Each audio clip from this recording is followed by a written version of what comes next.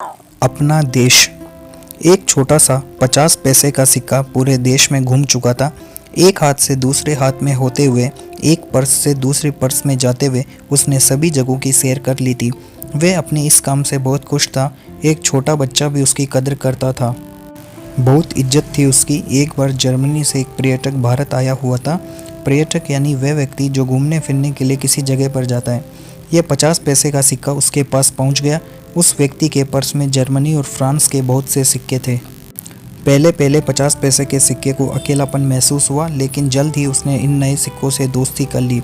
वह खुश था कि उसे दूसरे देश में घूमने का मौका मिल गया था। एक दिन उस जर्मन व्यक्ति के छोटे से बेटे ने यह सिक्का लिया और आइसक्रीम वाले को दे दिया।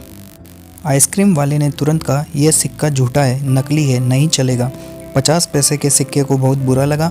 कभी किसी ने भी उसके साथ ऐसा खराब व्यवहार नहीं किया था। ऐसा व्यवहार उसके साथ इसलिए हो रहा था क्योंकि वह दूसरे देश से आया था। उस दिन के बाद से उसकी पूरी दुनिया ही बदल गई। अपने देश में उसे जो प्यार मिलता था वह उसे बहुत याद आने लगा। यहाँ दूसरे देश में उसके साथ बहुत ही उपेक्षा का व्यवहार किया जाता था। सब कोशिश करते थे कि उससे पीछा छुड़ा लें।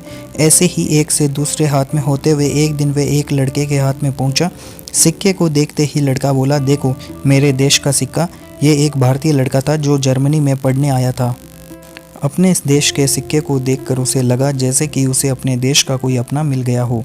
उसने सिक्के को प्यार से चूमा और सबको दिखाया। सिक्के को तो जैसे सबसे बड़ी खुशी मिल गई थी।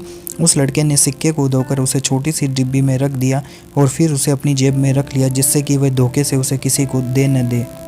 कुछ दिनों बाद वह सिक्का उस लड़के के साथ वापस अपने देश आ गया, लेकिन आज भी उस लड़के ने सिक्के को संभालकर उसी डिब्बी में रखा हुआ है। सिक्का समझ गया है कि अपना देश और अपने लोगों का प्यार कहीं और नहीं मिल सकता है।